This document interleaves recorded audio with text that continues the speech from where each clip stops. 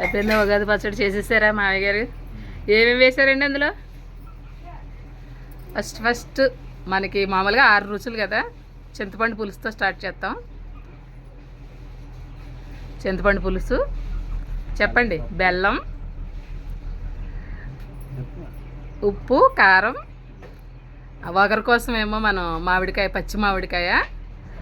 Next వచ్చి చేదు వేప పువ్వు లాస్ట్లో వేస్తాం కదా, అందుకని వేప పువ్వు మర్చిపోయినట్టున్నాను. తర్వాత ఇంకా ఏమేమి ఫ్రూట్స్ వేసారో చెప్పండి.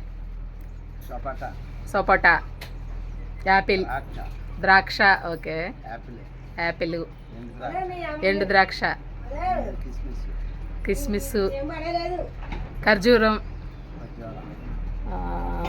కొబ్బరికూరు, శనగపప్పు పొడి, సున్నుండల పొడి వేసారా?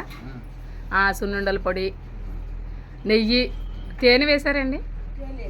తేనె తేలేదా? ఓకే, తేనె కూడా వేసేవాళ్ళు కదా. ఉప్పు కారం వేస్తాము, వేయాలి కాబట్టి.